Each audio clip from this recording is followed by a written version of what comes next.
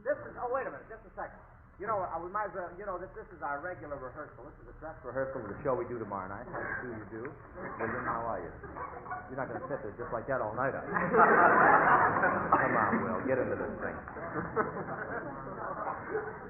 What do you want? Overking? This is the regular dress rehearsal of our Tuesday night show. Now, we do this. I'm saving this for a retread. Oh, my God. Oh, no. Oh, no. This is murder. Anybody got a pair of pliers? Yeah, well, help me. Don't stand there, brother. Go ahead, Larry. Anytime you're ready. The Pepsodent Show, starring Bob Hope.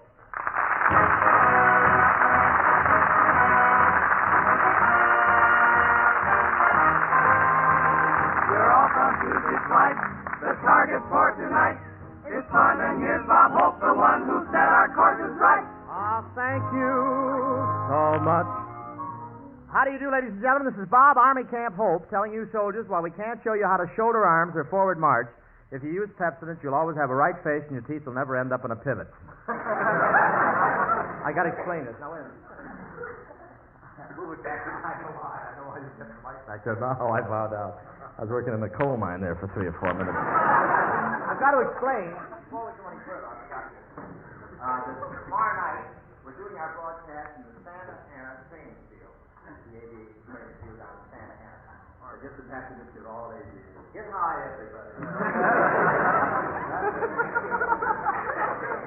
Or, this is Bob Santa Ana Hope telling you that you may lose your cars and you may lose your bicycles, but if you use Pepsodent, you can keep your choo-choos.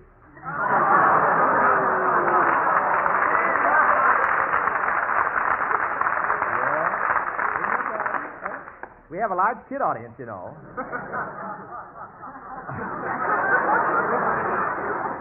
Or, I have another one. This is Bob Santa Ana Training Station Hope, telling you aviators to use Pepsodent, your teeth will never be washed out. Of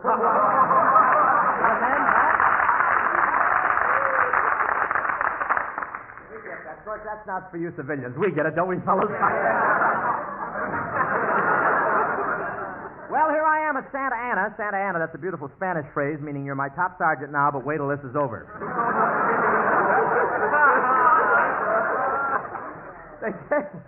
They pick on you, Shorty. Let me know, huh?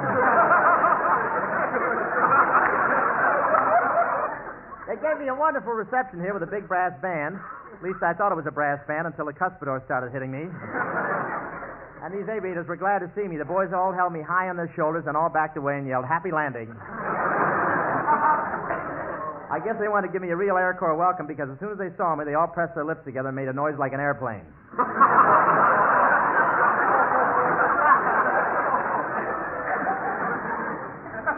That gets over, I think. Where are we? I arrived in camp by airplane, and what a cheer went up as I stepped out of that plane.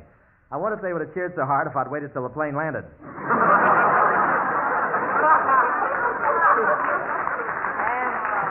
And when all those boys gathered around me, was I thrilled. Something sort of hit me in the throat. It was an MP's elbow. But I want to tell you, all the boys here at Santa Ana are real gentlemen. The other day there was a crap game going on, and the sergeant came over and told them to put away the dice, and they did it right away. Then they knocked out 2 of his front teeth and painted dots on them. But I've shot craps with soldiers, sailors, and Marines, but they're nothing like these aviators. One guy was winning so fast, he didn't bother to pull the money in by hand. He just sat there with a vacuum cleaner. Get any on you? There's really a friendly spirit among the officers and men up here. One platoon saved all their money for 3 months and bought a beautiful mahogany piano for their top sergeant. And you should have seen the surprised look in his face when they hit him over the head with it. And they certainly have a lot of training planes here at Santa Ana. Honestly, there's so many planes flying around the sky. One sparrow flew to his nest and said, "Try and lay another egg, Agnes. All our neighbors must have quintuplets." You know, they have rigid requirements before you can be an aviator. These fellows have such good eyesight, they can read the letters on a chart at 50 feet, they can see the bullseye on a target at 200 feet, and they can see whether it's a man or woman in the slacks at half a mile.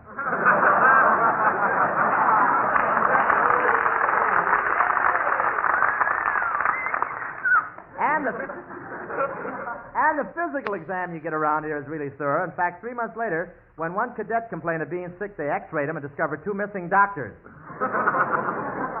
He was inside. You know.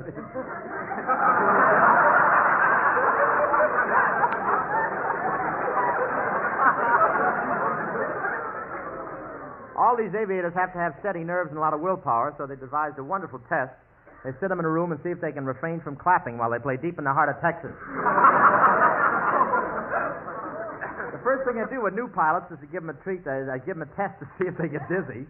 They put them in a chair that whirls them around for 10 minutes. Then they put a beautiful blonde and an ugly dame in front of them. If they go for the ugly dame, they're rejected. If they go for the blonde, they're accepted.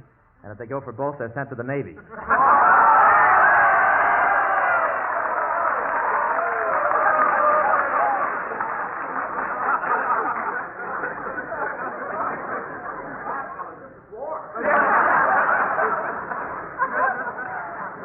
Hell of a break. I said, both of them? What's the matter? Huh? We won't do that 2 weeks from tonight, I'll say. I took the test, too. They put me in one of those chairs that spin around. I don't know whether I was scared or not, but the third time around, one of my goose pimples grabbed for the brass ring. I asked them to give me one of those pilot tests. They spun me around and around and around. I won't say I got dizzy, but I made a date with the captain, saluted the nurse, and walked through the window. After they locked inside one of those whirling test machines for 5 minutes, you're really drunk. W.C. Fields gets in one twice a day with a cherry in his mouth.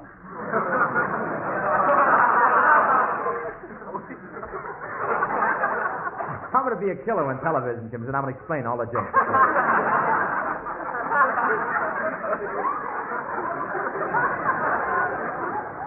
And then they took me over with some recruits and let me work the controls in the link trainer. I really tried hard to do everything exactly right. I wanted to be the ace of the place, but when I got out, they called me the stink of the link. How about it, man? Solid? Okay. And boy, they certainly keep training these pilots here all day long. There are planes all around. Wherever you look, somebody was taken off. It reminded me of the time I was marooned in the middle of the runway at Minsky's.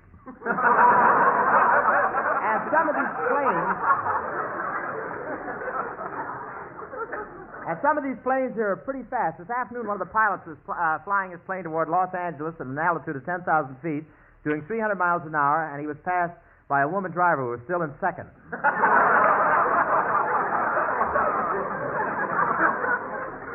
They said they were going to take me up in a regular plane. I didn't object at all. I didn't say a word. I just lay there unconscious. But I'm not afraid of those big planes. I've got nerves like piano wires.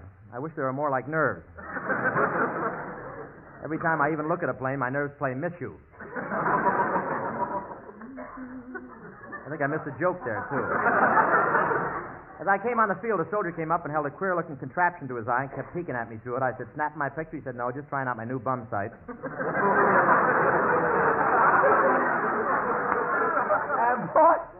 And boy, are those, that's it, yeah! And boy, are those planes made fast. I leaned against a new metal door, and the door said, "Hello, Hope." I stared at a puzzle, and the door said, "Don't you recognize me? I'm the shaving cream tube you turned in yesterday." A lot of the boys here are reconnaissance experts. Reconnaissance, that's French for looking first, fellas, and see if her husband's gone. But it was nice of the boys to take me for a spin in the plane, but it's the first one I ever took while tied to the propeller. Gosh, was I nervous. I said to the pilot, "Do you mind if I bite my nails?" And he said, "No, go right ahead. Anything to make you stop biting mine." I was really frightened. My teeth were chattering so much I sang Rose O'Day without even trying. I'll fix that up.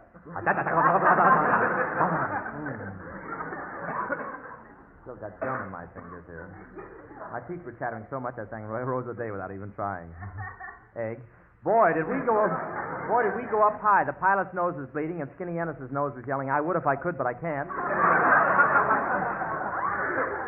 And was one aviator insulting. When I asked him how you open a parachute, he said, "Very simple, just count 10, jerk."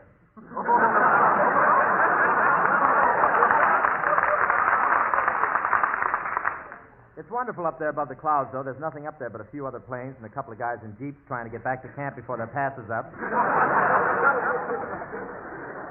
The pilot showed me some stunts, and I guess he shouldn't have. He did an inside turn while my stomach did an outside loop. We went up 10,000 feet, then 20,000 feet. I was so nervous to get myself calmed down, I had to get up and walk it down to the wing for a while. I had to go out and walk up and down the wing for a while. I was big set up. We were flying along for about 10 minutes. I don't either. We were flying along. Nobody wants it. We were flying along for about 10 minutes. We were flying along. There we were flying. We were flying along for about 10 minutes, and just for fun, I decided to spit down to the ground. You should have told me we were flying upside down.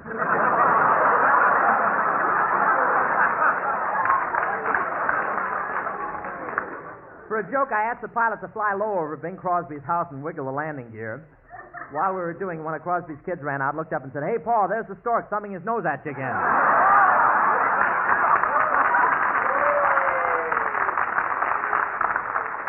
And finally, the pilot made a forced landing. I forced him. And now, ladies and gentlemen, I'd like to introduce a former member of our cast who left us to join Uncle Sam, Private Ben Gage. There he is.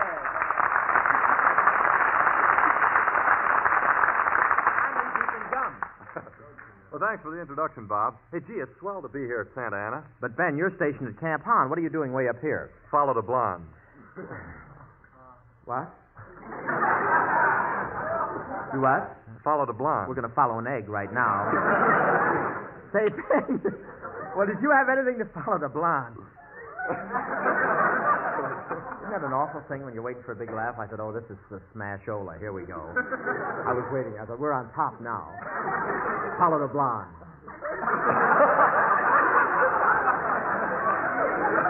Oh, dear doctor.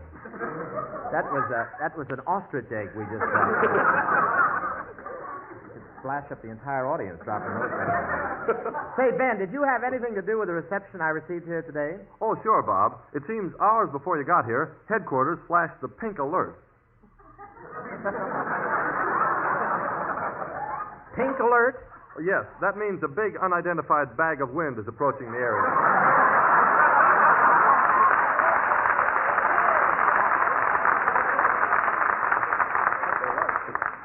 Damn it, my finance man is leading the applause out there.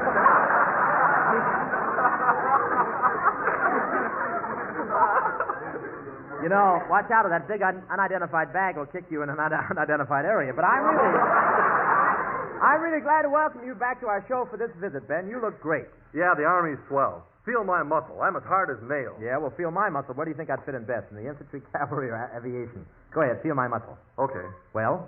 Have you tried the campfire girls? What kind? That's a new kind of campfire girl. That's a smaller fire. You cramp it up, you know. Have you tried the campfire? Say, Ben, tell me, after you've been working for me, do you find it any different working for Uncle Sam? Yeah, people cash my checks now.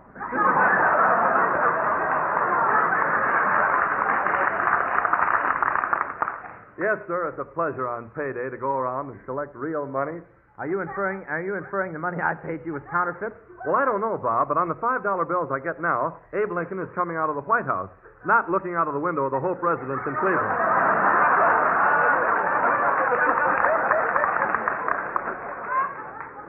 Oh, you should see my $1 bills. George Washington's wig is hanging from my clothesline. But tell me, Ben, has the Army treated you as well as I did? Have they? Look down here. Ben, shoes. Get the size of those shoes. Just lift that oar there. Look at that. They just cut the tail off a cow and hung it on him. Look at that. How often do you milk those shoes, old boy? Look at those things. They're beautiful things. You'd be much more comfortable in the boxes. Where are we? So you really like the Army, huh, Ben? Well, it was funny, Bob. When I was working for you, you were my boss, and I had to say yes to you all the time and tell you were great and how wonderful you were and all that stuff. Then I joined the Army, and I said, at last I'm through with all that. And what happened? Well, then I found out about a second lieutenant.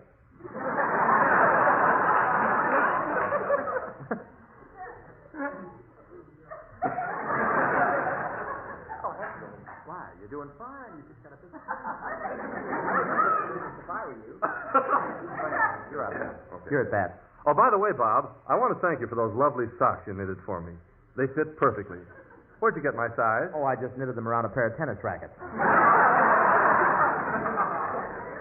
And, Bob, I think it was very nice of you to knit that sweater, but it kind of hurts me when I wear it. That sweater I knitted hurt you when you wear it? Yeah, there must be some better way to finish it, Bob. I don't think you're supposed to leave it like that on the needles. Why not? It keeps you warm and tattoos you at the same time. You know, since I've been in the Army, I wake up at 5:45 every morning. Really? Well, why don't you try Ovaltine? But, Ben, tell me, what's Army life like? Well, Bob, you ought to know what it is to live in a tent. What do you mean?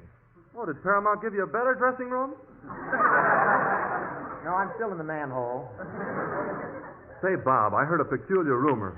Of course, I don't believe it, but I heard that soldiers like to shoot crap. No. What a vicious rumor. Of course it isn't.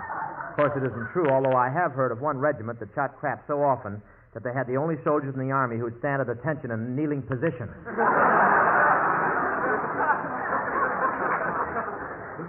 You know, but they treat me swell at Camp Han. They do, huh, Ben? Wonderful, Bob. After all, I'm a radio name. I can get off anytime I want to, go out with girls every day, get back to camp 6 hours late, and really, the guardhouse isn't so bad.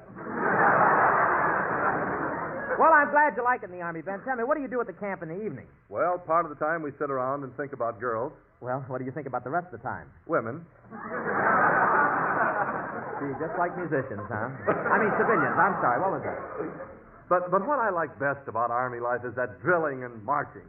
Marching and drilling, hour after hour. Marching, marching, marching. I love it. I love it. I love it. I don't understand. It's been raining all week, and he's got a sunstroke. Honestly, Bob, we really love drilling. And another thing you've got wrong about Army life is the officers. Gee, I love my top sergeant. And the MPs are swell. And the most likable guy I ever met is my second lieutenant. But some guys won't do to get a 6-hour pass. But I've got some news for you, Ben. You know, Skinny Ennis is with the draft board now. Ennis with the draft board? Does he work there? Well, not exactly work, Ben. He just sits there all day under a big sign that says, if you look like this, don't bother.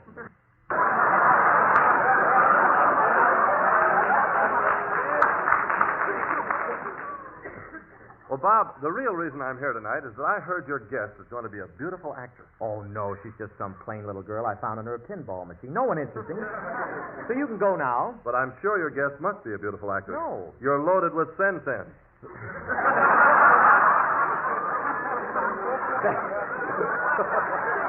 Ben, my guest tonight is an ugly little girl, so please leave. No, I'm staying till I meet her. Well, then I guess I'll have to push you away. Let that be a lesson to you and pick me up.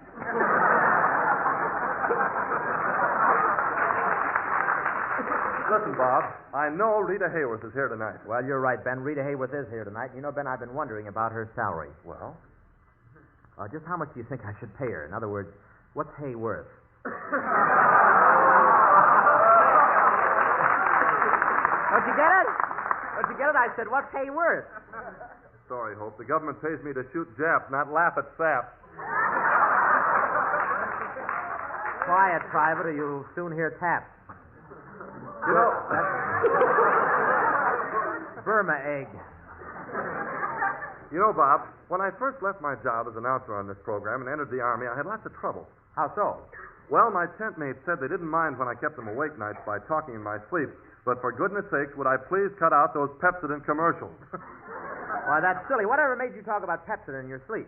I had to. It said so in the contract you gave me. In your contract, too? Not you, Daddy. And then we're into it. See, now, Yes. now tell it. Now, little fiddle and cello. A Pepsodent 50 Tuff toothbrush gives you twice as many tufts in a small, compact head.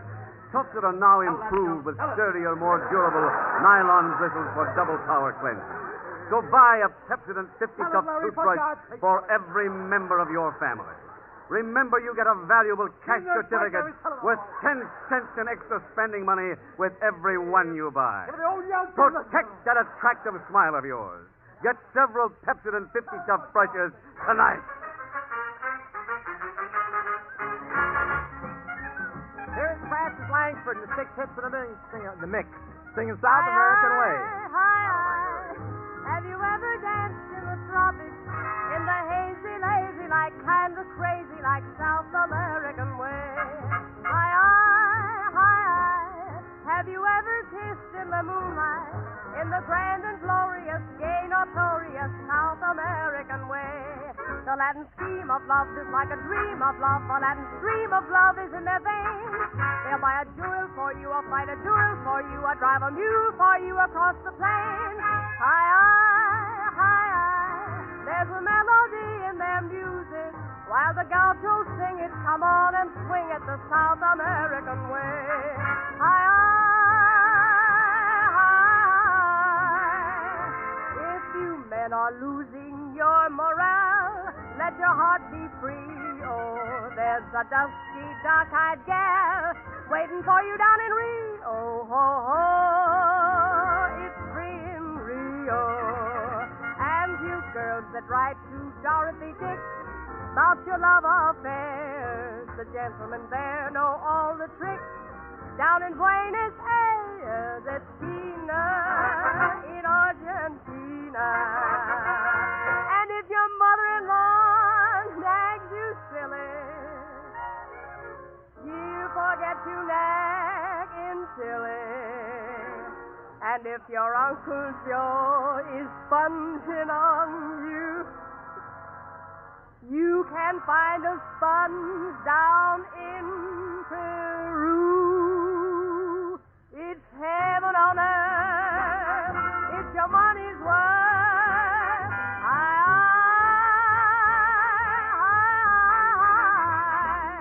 There's a melody that is gay and free in their music, while the gauchos sing it.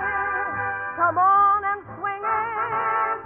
If you lonely hurry, you'll lose every worry. The South American way.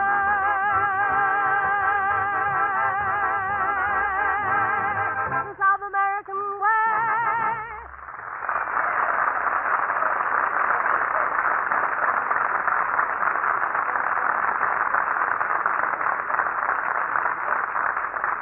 Yes, sir.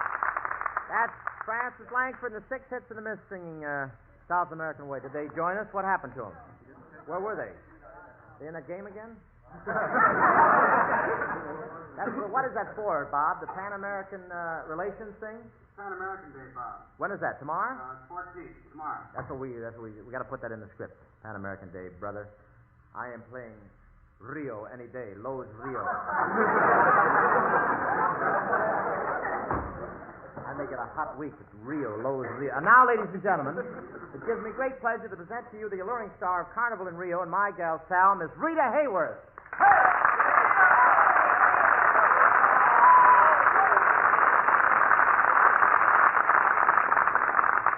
Thank you, Mr. Hope. Mr. Hope, wait a minute, Rita. No one around here calls me Mr. Hope. I know, but I wouldn't dream of calling you what they do. You mean Bob?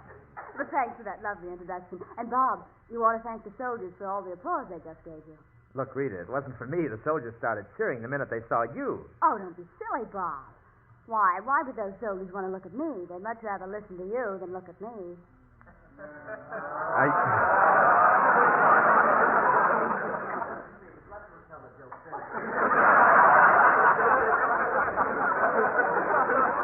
You didn't come all the way from Long Beach to louse me up, did you? Come on, Rita, we got to read the line over, please. Read it again. Why, don't be silly, Anyway, Bob. read it anyway, Bob. What's Don't be Rita? silly, Bob. Don't be silly. Yeah. Why would those soldiers want to look at me? No, all right. No, yeah, that's all right. Why No, that's right. would those soldiers Sure. Want to wanna look at me? They'd much rather listen to you than look at me. Are you kidding? Then you let it go. See, fellow? After all, Rita, to these boys, you're like a 6-day furlough. Well, I'm just another plate of beans. Oh, God. Bob, stop looking at me from head to toe like that. Well, maybe I did give you a casual glance. Casual glance. No one has been covered that thoroughly since DBI's put Dick Tracy in hot paraffin. You know, Rita, I could go for you. I could tell you where, too. You were my sponsor. But, Rita, I want to welcome you to the Pepsodent Show. All these fellas in uniform here in our audience are the men of the Santa Ana Army Air Corps. I'm very glad to be here. Well, what's cooking? The men of the Santa Ana Army Air Corps. Are all these men flyers? Well, if they weren't, they are now. Well, I'm certainly glad to be here at Santa Ana, Bob. Among all these young men. And you? I'm not old. I'm just prematurely wrinkled. Bob, you should do something about your posture. You don't look very mannish. What do you mean I don't look mannish? Well, when you and I walked through the camp this afternoon, a soldier saw us, then turned to his friends and said, "Why is it, fellas, every time a pretty girl comes to this camp, she has an UGG for a girlfriend?" Well, that guy should have his eyes examined. The nerve of him calling you an UGG. No fooling, Bob. You should stand straight like these soldiers. Then you wouldn't look so fat. Wait a minute, Rita. Why is it every time a girl compares me with a soldier, she tries to make people believe I have a large tummy? I tell you, I have a military bearing. Yes. But what good's a military bearing with a civilian crankcase? Well, I may have changed a little in the last couple of years, but people still tell me I have oomph. Well, don't forget, the meaning of oomph changes, too. A few years ago, a man with a lot of charm and good looks had oomph. Well, what does a man need now to have oomph? 4 good tires and a pound of sugar. Now, Rita, I want you to look at me carefully and tell me how much oomph I've got. Tell me, what percent oomph am I? Well, Bob, I'd give you a round figure, but I see you already have one. Come on, Rita. Tell me how much oomph I've got. Bob, must we discuss shortages? Look at my nose and say that again. This is a lovely camp, Bob. You were a little late getting down here, weren't you? Yes, I have to take it easy on my tires. Are your tires bad? Bad. My tread is softer than the officer of the day creeping up in a crap game.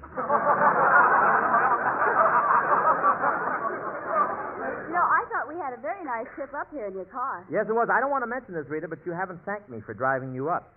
Aren't you satisfied with just getting paid for it? I have a good mind to give you back your money. Why don't you? I have a good mind.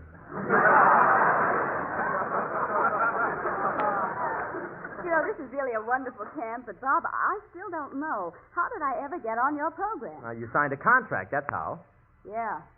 It was pretty clever of you asking me for my autograph during the blackout. You'd be surprised how many co-signers I get that way. But, I really wouldn't miss appearing on this program for the world. I'm here tonight because of a very sentimental reason, Bob. Because the salary you offered me reminded me of a picture I made. Oh, really? Which one was that? You'll Never Get Rich. Incidentally, I hope that check you gave me is good. Oh, of course the check is good. I got plenty of money in the bank. You have? Sure, listen.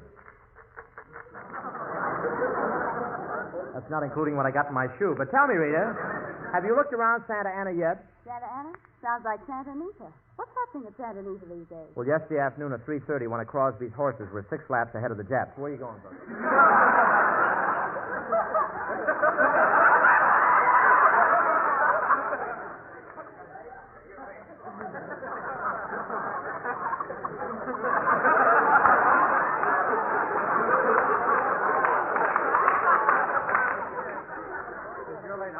Thanks, brother.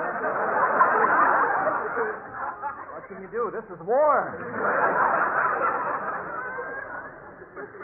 Show that fellow. Go ahead. All right. Tell me, where were we? But Santa Ana here is a camp where they teach Army men how to fly. Where do they teach sailors how to fly? Oh, you don't have to teach sailors how to fly. You just tell them it's Saturday night and then step out of their way.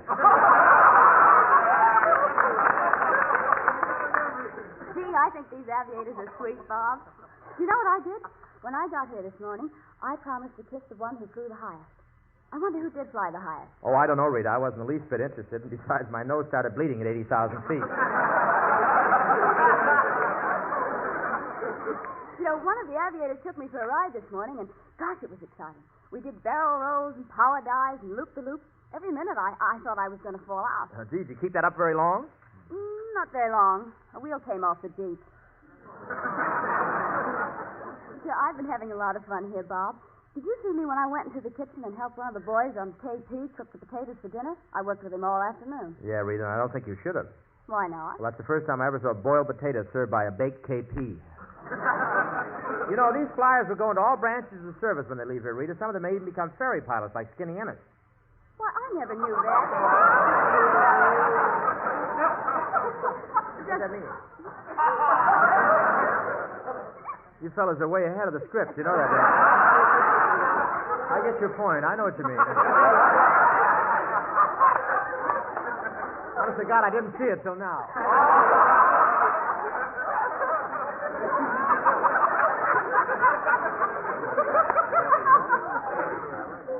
Ferry pilot. Are you a ferry pilot?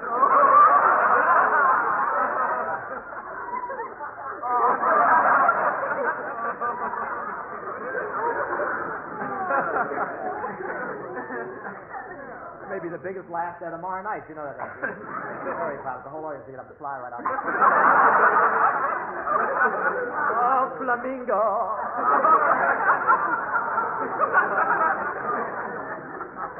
Let's knock it. Rita, where were we?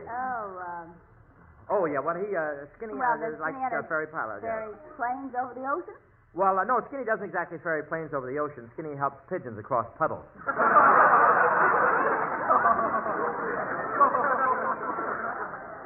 By the way, where is Skinny? Oh, Skinny Sailor cut the cuffs off his pants, and the last we heard, Skinny was flying due west over Glendale. Gee, Bob, you're always taking cracks at Skinny, Ennis. You say he's breathless and lifeless. I can't understand it. Well, thanks for sticking up for me, Rita. I'm Skinny Ennis. Now I understand. But just the same, Bob, to take all his kidding, Skinny must have plenty of backbone. Oh, you're right, Rita. Skinny's backbone is just as straight and as stiff as a piece of damp Kleenex. But, Rita, how about a little interview? I'm sure the soldiers would like some information about you. All right. What's the first thing they'd like to know? What are you doing tonight, babe? But, Rita, you're at Columbia Studios, aren't you? Yeah, Bob. And are you still working over at Paramount? That's right. So they lost their case, huh? Why, Rita, I'm one of Paramount's biggest moneymakers. I've got the printing press right in my dressing room. What have you been doing in the way of pictures lately? Oh, I recently made a picture called You'll Never Get Rich with Fred Astaire. Fred Astaire? Oh, yes, I had him over to my house the other evening. You had Fred Astaire over to your house? Sure, if you don't believe me, I'll show you the footprints on the ceiling. But, Rita, isn't it tough to dance with Fred Astaire and all those difficult routines? Well, I come from a dancing family. My folks are very fast on their feet. Yeah, we used to have trouble with the finance company, too. Well, anyway, Fred Astaire is certainly a wonderful dancer. You know, he can do old-fashioned waltzes and modern jitterbug dances equally as well. Well, so can I. Yeah, but he doesn't do them both at the same time. But Fred really is a great tap dancer. Well, I have a very novel tap dancing routine myself right now because of my water on the knee. It's very novel. Because of your water on the knee? Yeah, I just add a few flakes of Lux, and I'm the only dancer in the country who can tap himself a bubble bath.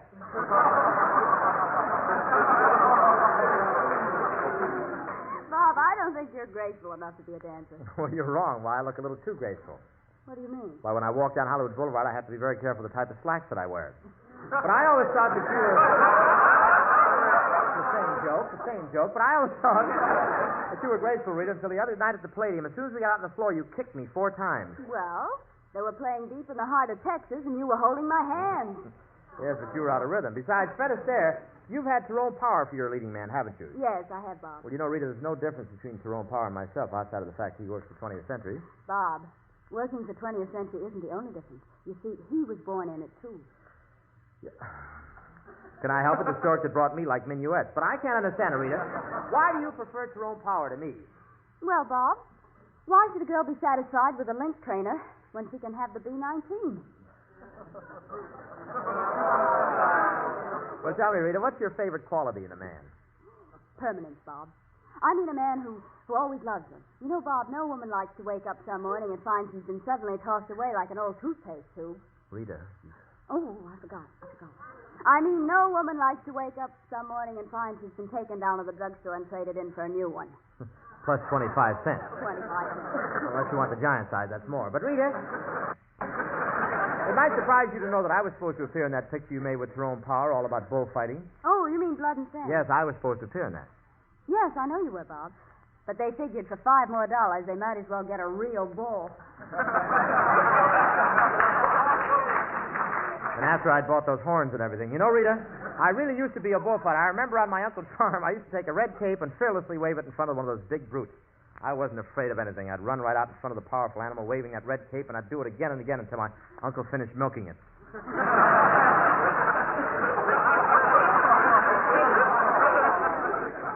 Milking it? Bob, Bob, that wasn't a bull. That was a cow. I'm telling you, that was a bull. But, Bob, you can only get milk from a cow. Bulls won't give milk. Well, get the War Production Board on the phone. We can't have any loafers in this country.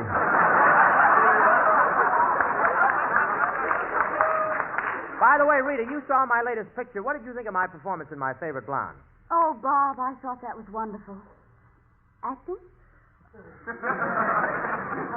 Why do I hire guest stars who can't read my handwriting? No, but seriously, Bob, I thought you were swell in My Favorite Blonde with Madeline Carroll. I wish you'd make your next picture with me. Really? Yes.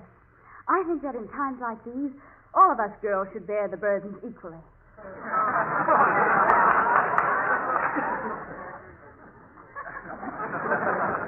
What do you mean, burden? Madeline really enjoyed making that picture with me. She used to ask me to rehearse and rehearse those love scenes. And did you rehearse them? Yes, and I got to know her stand-in very well.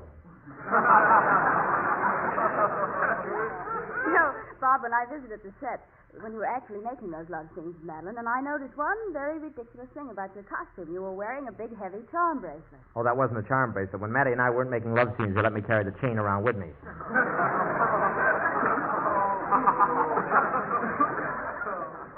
Making love scenes with Madeline. See, that makes you a first-degree star, doesn't it? Yeah, first-degree star with second-degree burn. You know, to act with you, Bob, your leading ladies don't have to take dramatic lessons. Oh, no? No. All they have to do is go see the short on how to put out a firebomb.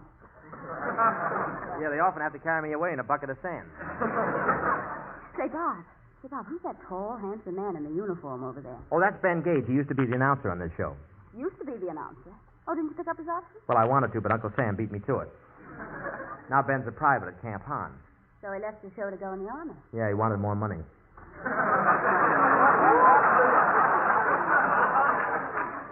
He must be in the Signal Corps. In the Signal Corps? What makes you think so? Oh, I see. Ben, stop winking at her. I think you started it, Rita. Well, maybe I did wink at him a little bit. Wink at him a little? Listen, if you'd winked any harder, you'd have whipped yourself to death with your own eyelashes. Gee, he's a tall soldier, isn't he? Yeah, he's really tall. When he kneels down in a crap game, they make him kneel down again.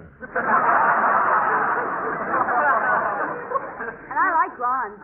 Oh, Ben isn't a real blonde. Isn't he? No, it's just that he's so tall when he runs under orange trees, the juice stays in his hair. Gee, he's so big and so handsome. Listen, Rita, I'm just as handsome as Ben Gage, and I'm just as tall, too. Of course you're just as tall. And don't you think you're being too careful about your rubber heels wearing them inside your shoes? Those aren't heels. When I'm not dressed formal, I fold my spats up and put them in there. No, I'd like to meet Mr. Gage, Bob. Oh, you wouldn't be interested? He comes from a very poor family. Not only that, but there's a streak of insanity in it, too. Well, bring him over. Any brother of yours is a friend of mine. Say, Bob, how about introducing me? Okay, Rita, Ben Gage. Ben, Rita Hayworth. Well, see you later, Ben. Please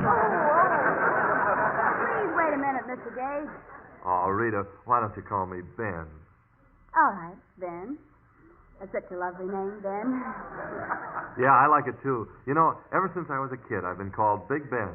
Yes, his mother was frightened by an alarm clock.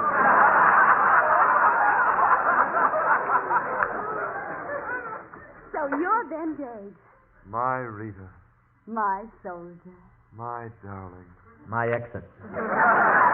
Look, Benjamin, Miss Hayworth and I want to be alone. Go away. We were having an interesting conversation. I don't think it was interesting. Look, Rita, who's paying you for appearing here tonight? Nobody. You told me this was a benefit. Well, that's right. I wanted you here for my benefit. Gee, Mr. Gage, you have such nice curly hair. Well, I have nice curly hair, too. Bob. Bob, don't take off your shirt.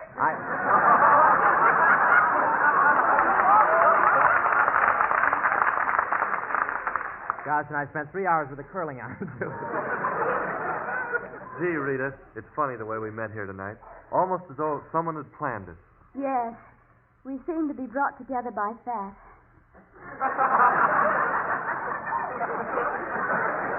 Rita, look at your script. That's fate. Look who introduced us. That's fat. Gosh, you're the sweetest thing I ever laid eyes on, with those big lashes and gorgeous hair. Oh, I don't know. Wait a minute, I was talking to Rita. Well, how could I tell from what you said?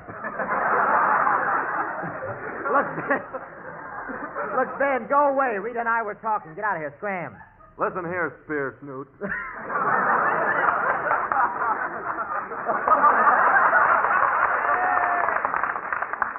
I wish I'd put you behind a pole. Hey, take it easy. You're not my boss anymore, Small Fry. You're speaking to a representative of the United States Army. Private Ben, call me Dreamboat Gage. Boy, what I'd give to be a sergeant for just about 2 minutes. Now, Ben, none of your lips. Why, if you didn't have that uniform on, you know what I'd do. No, what would you do if I didn't have this uniform on? Get your bathrobe. Tell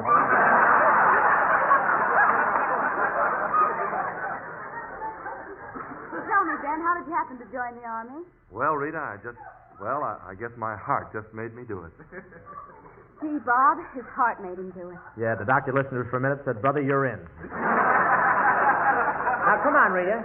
Never mind, Ben. Let's get on with our little talk. Tell me, how do you like Santa Ana? Gee, Ben, I could go for a fellow like you. You're so cute. Yes, it is a nice town. And what do you think of the airfield here? Such broad shoulders, so tall, so handsome. You thrill me. Oh, yes, they do have a lot of planes.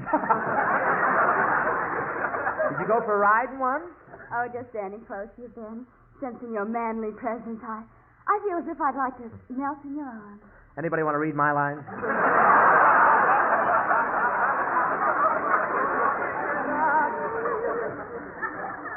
Darling, I used to dream about you nights at camp until that mean top sergeant made me cut it out. Well, how could you...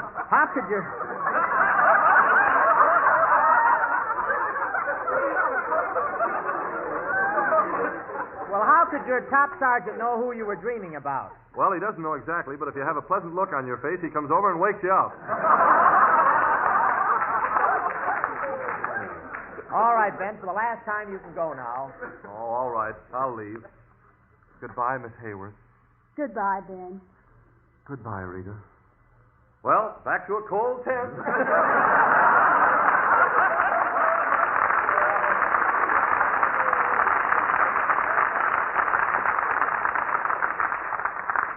Oh, wait a minute. Hey, how about going out with me tonight? Just remember that you got a date with me tonight, Rita. Says who? Listen, Bob, you better forget all about that date because Rita and I are going stepping, and there's no ifs or buts or maybes about it, see? And Columbia Pictures think they got the invaders. No, I think I'd better go with Ben. Anyhow, Bob, if you take me to dinner, I won't get home till late. Oh, Rita, you know me. I'll take you right home. Yes, but when you pay the waiter, it'll take at least 2 hours before you count out the Raleigh coupon. Well, I guess Rita goes with me. Just a minute. I'll toss a coin, and whoever wins takes Rita out. Here it goes. Call it, Ben. Head. It's tails. I win. Let me see that nickel. There's a buffalo on each side of it. What happened to the Indian? He was drafted.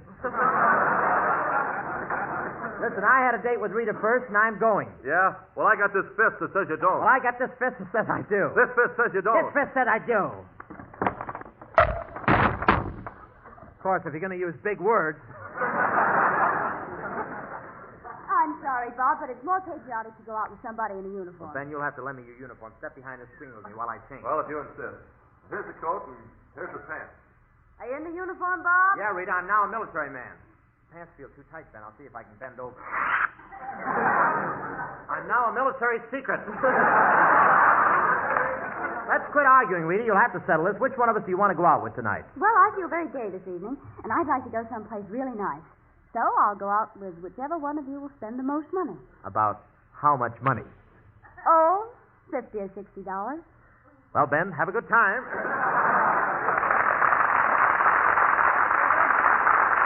Thank you, Rita. And here is Skinny Ennis with the Six Hits and a Miss singing the Army Air Corps March.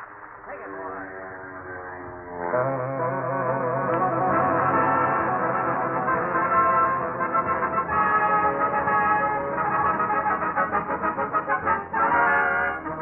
Off we go into the wild blue yonder, climbing high into the sun.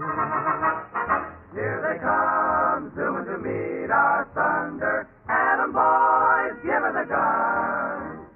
Down we dive, spouting our flame from under, off with one hell of a roar. We live in fame or go down in flames. Nothing will stop the Army Air Corps.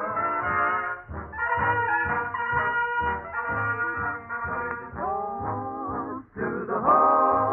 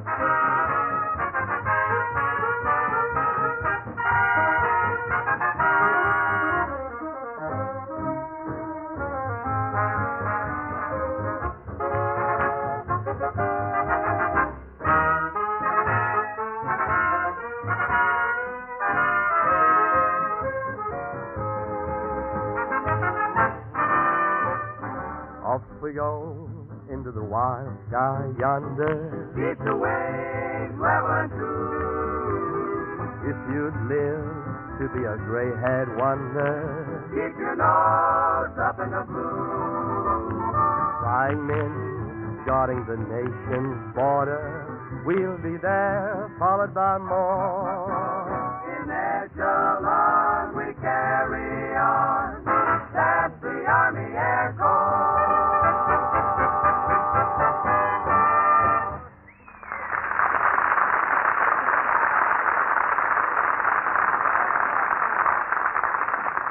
I was sitting at us for 6 hits of the miss singing the Army Air Corps song. And here is Mr. Keating. Hello, Mr. Keating. How do you do, Mr. Go Crow? away. Start the next spot. Okay, Larry. Once again, we resume our reading of Bob Hope's story of his life, They Got Me Covered. Bob and his friend Skinny Ennis have just enlisted in the Army Air Corps. Bob goes to the Air Training School at Santa Ana, and after months of intensive training under the watchful eye of his superior officer, he makes his first jump from an airplane at a height of 2,000 feet. Great work, Hope. Next time I'll let you try it with a parachute.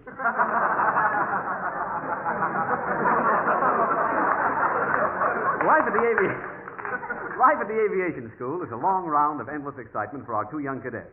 On their first day as flyers, one of those really dramatic moments occurs. Oxygen, Bob. Give me oxygen, more oxygen. Here you are, Skin. Now, come on, let's get in the plane. And so life at Santa Ana goes merrily on for our two happy characters. And now as our scene opens, we find the two lads fast asleep in their barracks, enjoying their well-earned rest.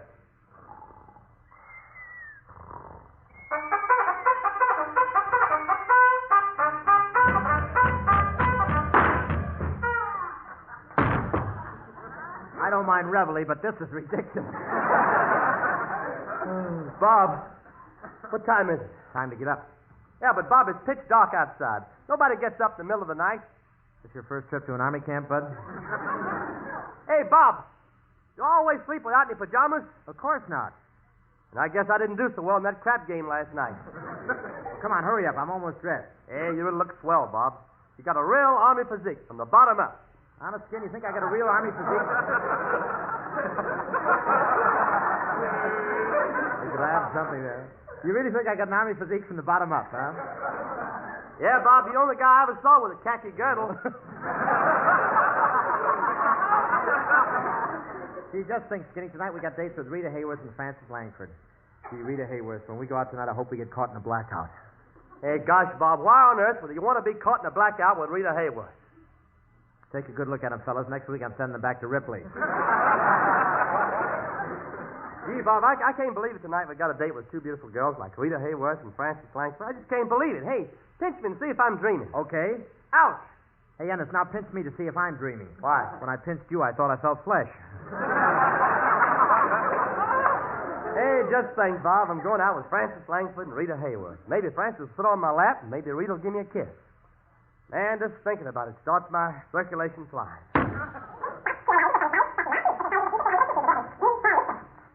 Doggone it, my corpuscle got off the beam. I can't wait to go out, Skin. You know I'm becoming a real ladies' man. Yeah, Bob, that gorgeous blonde went the other night in a big way, didn't she? Blonde? Yeah, you know the one with the very heavy foreign accent? Yeah, I wonder what she could see in me, just a simple soldier in charge of the bomb sight. But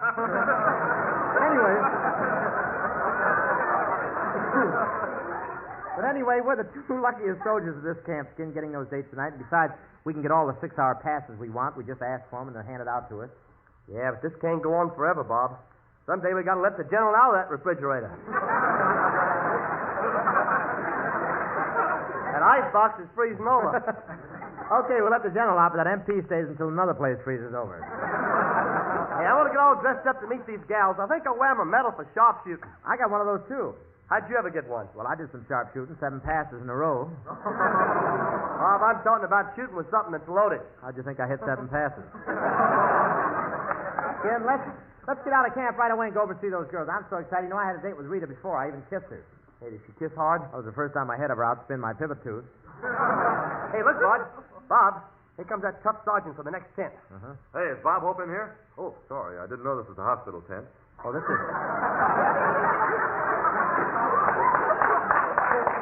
This isn't a hospital tent. That's Skinny Ennis. Oh, burial detail, huh?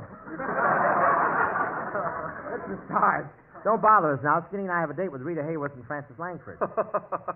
Don't make me laugh. Why not? I'm wearing a cheap girdle. Well, it's true. We do have a date with them.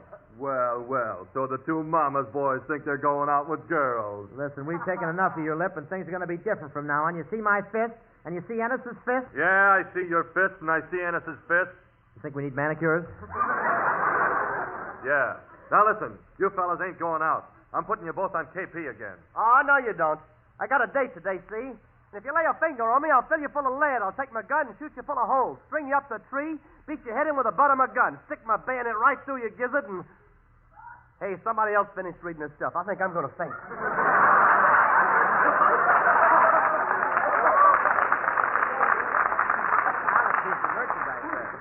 Now, Hope, have you anything to say? I leave my pal alone. Hey, watch me waiting to this guy, Bob. Get out of the way, Skin. You don't have to fight my battles for me. I can take care of this guy myself. Oh, yeah? Oh, Skinny, might be good exercise for you at that. Take it. Okay, here I go. Get this, Sarge. I've taken enough of your lips, see? I bet if I wanted to, I could bash in your skull. And I bet I could beat you bloody and tie you to bits. Go on, let me see you try. Oh, shucks, can't we just keep this on a theoretical basis? Wait a minute, Bud. Skinny's my pal, and I'll stand up for him. I'll get up and fight for him if I have to. Do you hear me? Yeah. Then I said it too loud. Now you guys get this straight. You're not going out of this camp. Rita Hayworth don't want any part of you mugs. I'm going to have that date with her. Remember that old proverb, only to the brave belong the fair. And I think I'm fair, don't you? You're the fairest. Come on, Skin. We don't have to worry about this guy. Yeah, let's leave right away and meet the girl. Okay, just a second. I want to smell good, Skin. I'm going to put 5 cents in this perfume machine. I want to smell real nice tonight. Better put another nickel in, Bob. Your shoes are still dry.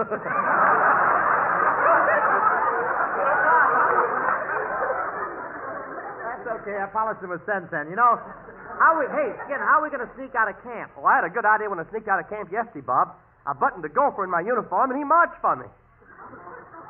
Yeah, but I ain't going to let that gopher march for me anymore. Why not? Oh, the fellows have been coming around my tent all morning and pestering me. They want to see my tail again.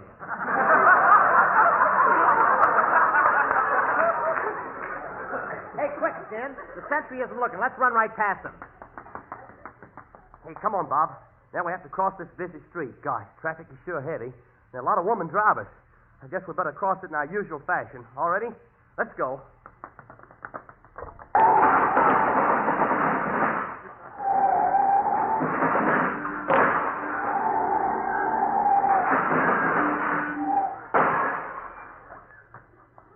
Well, we made it, Skin. Now we can take our blindfolds off. Come on. We better start walking to where I told the girls to meet us. Oh, they meet us on a street corner? Skinny Ennis, do I look like the type whose breeding is so low that I'd meet girls on street corners? I'm ashamed of you. Now, come on and hurry up and we'll go to meet the girls before I forget the address of the pool room where they're waiting. Hey, now, wait a minute, Bob. You know these girls are different from the ones we used to going out with. You mean we can't wear our fatigue suits? Hey, Bob, look.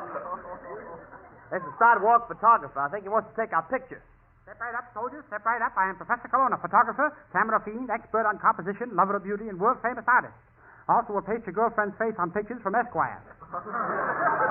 Cologne, I never knew this. How long have you been a photographer? Oh, for a very long time, Hope. I never told you this before, but I took pictures 5 years before I was born. Kelowna, you're crazy. How could anyone take pictures 5 years before they were born? The druggist said he'd wait for me. Well, listen, Skinny and I would like to have our pictures taken. How much do you charge? Oh, just send in this card and give me the 25 cents in cash. Well, don't you send the quarter into the company? Well, you do that most times, but I'm crooked. All right, now come on, Professor. Take our picture. Okay, look at the birdie. I don't see any birdie. Yeah, it must have gone back to the White Cliffs of Dover. Oh, no, here it is. Now, Hope, watch the birdie. Watch the birdie. What do you know? The birdie is jealous of your beak. Now, look at the birdie again. Oops, too late. You'll have to wait 59 minutes now to look at the birdie. Kelowna, why must I wait 59 minutes to look at the birdie? I use a cuckoo clock. Now, stand still, Hope. I want to take a picture. Well, I don't want you to, and I got a right not to have my picture taken. I've never seen anyone with a better right. But, Hope, to prove I'm a good photographer, I'll show you this picture I took of my wife. There. Gee, that's a swell picture of your wife, but who's that stranger kissing her? Oh, don't worry about that stranger. I paid him for his share of the picture. He paid him, sure. Kelowna, I'm warning you, I'm going to fly in a tantrum. Okay, but a P-38 is faster. Hey, come on, Professor, and take our picture. Just a minute. I've got another customer. I have to step over here and take a picture of this kangaroo. Now, listen here, Mrs. Kang. When I snap this picture, you must stand perfectly still. That's it. There. Down it. It's ruined again. But if the kangaroo stood perfectly still, how could the picture be ruined? Kid keeps sticking his head out of the bag. Come on, kid, get out of there. Professor, why does the kid have to get out of there? Well, I've rented some office space in this pouch. You mean you work in that kangaroo's pouch? Yes, wonderful dark room. Here, kangaroo, I want to open up the office. I wonder who left the lights on. Professor, don't tell me you're going to climb in that kangaroo's pouch. Sure, well, here I am. Kelowna. Just call me Hop-Along Cassidy.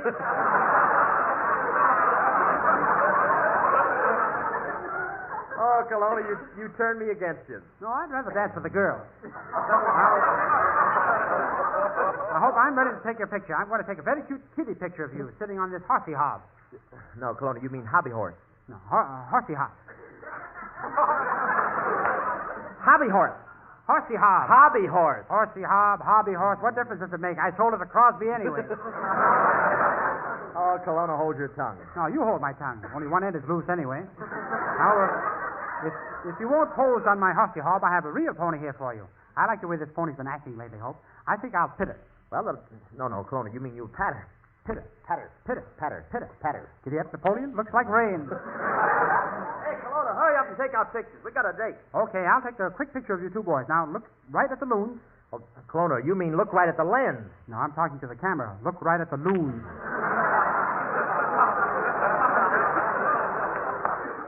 There it is. Now I think I'll develop this picture. Well, do you always put a black cloth over your head when you develop pictures? No, sometimes I just wear my hair like Veronica Lake.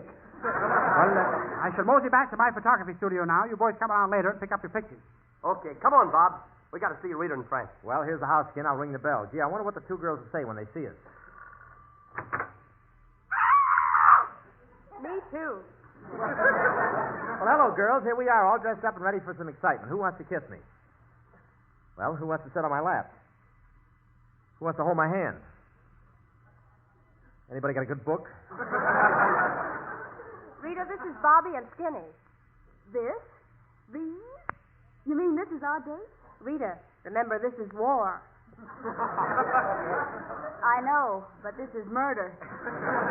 Relax, Luscious. I'm just like moss. I'll grow on you. Yeah. Do I look like the north side of a tree trunk? I don't know. Turn around. Man, I'm faster than an MP's club tonight. Hey, hiya, women. Look who's here. Dreamboat in. Oh, are you Skinny Ennis? I've been dying to meet you. Yeah, and I've been dying to meet you. You look as though you overdid it. Doggone, you can't talk to me like that. Lucky for you, you're a woman. You know what I'd do if I were a man? I mean, if you were a man, No. What would you do if I were a man? I'd make you get off my lap.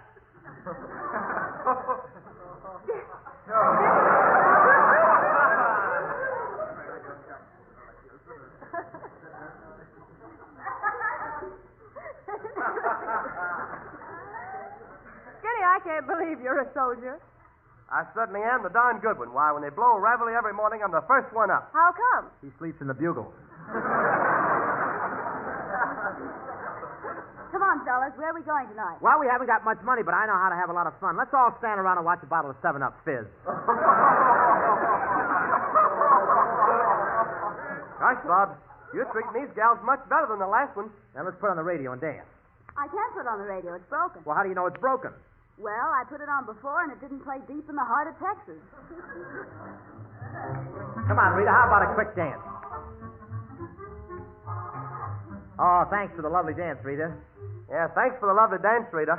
Doggone it, Skinny. Every time I get a dance with a girl, must you ride on my back like a papoose? Hey, but Bob, you have all the fun. Rita doesn't pay any attention to me. Why, Skinny Ennis, you delightful little man. I'm going to give you a big kiss. Now you kiss me. Hey, stay right there, Rita. I'll be watching just a minute. Where you going, Skin? Down to the Red Cross to get my blood back.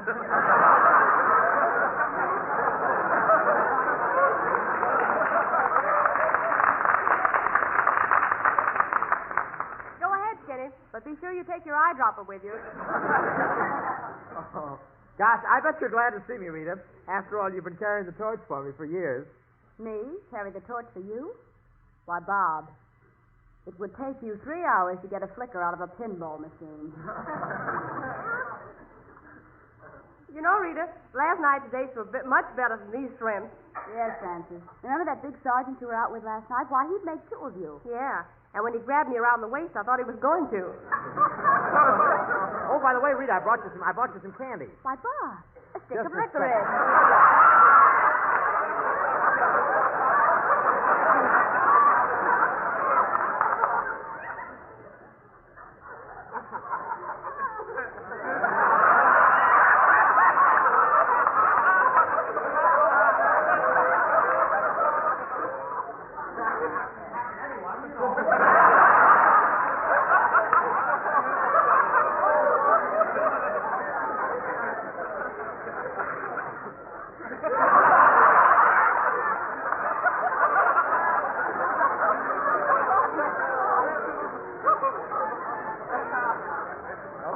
Escape out of this studio. Oh, by the way, Rita, I bought you some candy. Why, Bob, a stick of licorice. No, Skinny Ennis just fell in the cold chute. Bob, that settles it. You've been teasing Skinny so much that just to punish you, I'm really going to give him a great big kiss. Shoot the heater to me, Rita. Well, girls, here we are in the parlor. Who's going to sit in the love seat with me? Not me. Not me. Doggone, looks like I'm elected again. Boy, just think. Dates with 2 glamorous stars. Gosh, that'll be something to tell my grandchildren about. Yeah, but why just tell them about it? You could just as well bring them along. Say, the fellas back at camp will never believe we were out with Rita Hayworth and Francis Langford. We ought to have pictures taken. I've got a camera. Does anybody know how to put a roll of film in? Give it to me, Rita. You just pull this back, push this lever, and turn this little wheel. I know these things inside out. Now I press this button. Well, there it is, inside out. Hey, look, Bob. Why don't we go over to Colonna's photography shop and have pictures taken? I know the address. Hey, come on, gang. Well, here we are, Skin. This must be the place. The sign on the door says Office of Photographer Colonna. Pictures of babies on ponies, $5. Babies on my lap, free. Hey, come on, let's go in. Hey, looks empty. Hey, anybody in? Be right with you in a moment, folks. I'm working on a negative in here. I absolutely won't kiss you, Professor. No, no, no. Rather positive negative. Colonna, I bet you've got a girl in there with you. Oh, yeah? What odds did they give me? I'll give you 10 to 1 odds. 10 to 1 is pretty good odds. Should I take it, honey? Listen, Colonna, come here at once. A friend of mine wants to see you. Sorry, I'm very busy working out a difficult problem in aerial photography with some of the soldiers from Company B at Santa Ana. But it's Rita Hayworth.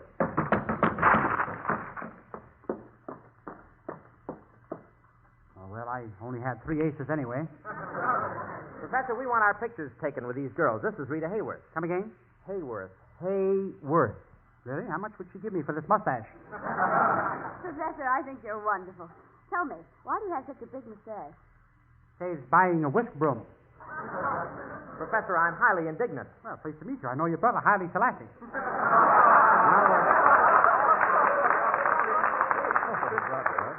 Now, if you folks will wait a few minutes, I've got to take a picture of this pigeon. Gee, what makes that pigeon sit there so absolutely still, Colonna? What keeps it from flying away? Fed it lead popcorn. Lead popcorn? Why, that poor pigeon must be 5 times as heavy now. Look, it's trying to fly away.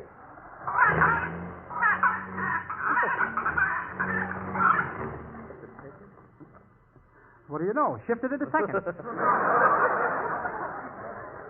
Please hurry and take our pictures, Professor. Say, that's a peculiar-looking camera you have there. Oh, this is really a remarkable camera. It photographs, develops, and prints your pictures in 3 seconds. Now, watch. I'll take a picture and show you. Ready? Okay. 1 second, 2 seconds, 3 seconds. I'm also very good at portrait painting. Okay, I'll use this other camera. Well, I guess I'm ready to take your picture. Well, good. How's your focus? I don't know. I haven't written home lately.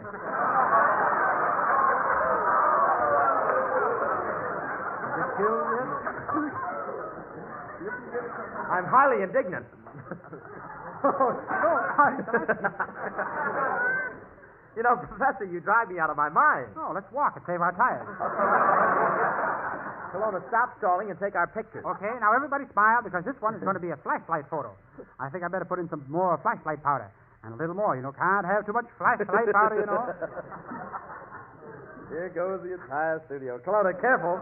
Careful with that flashlight powder. It's highly explosive. Now, this powder is perfectly safe. Anyway, I only use 50 pounds of it. Now, smile, Hope. Here goes. I'm smiling.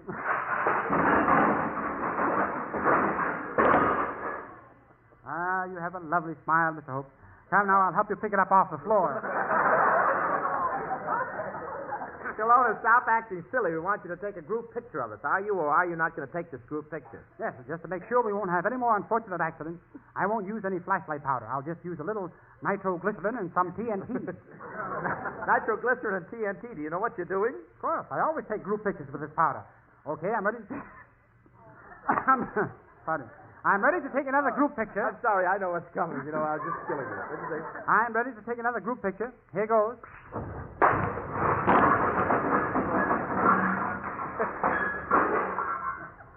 Be surprised how many groups I lose this way. Don't worry. Don't worry at all this time. Don't worry a bit. The fourth blackout. Here we go. This time I got a good picture of all of you.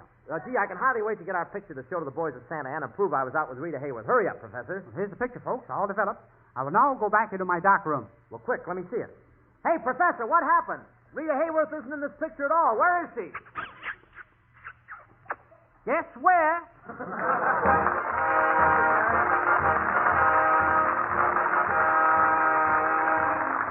All thanks for the memories, you men who wear the wings.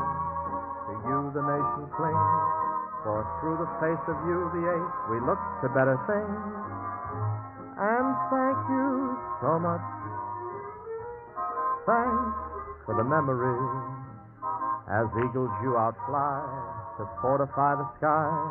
The throbbing of your motors with our hearts will signify. We thank you so much. Folks, remember the bonds you are buying are helping to keep these boys flying, saving our way of living from dying. So let's pitch in. We're out to win. Next week, folks, we'll be back at the same time with the same gang with us. Our guest will be Vera Vague. Good night, everybody. Good night, ladies and gentlemen.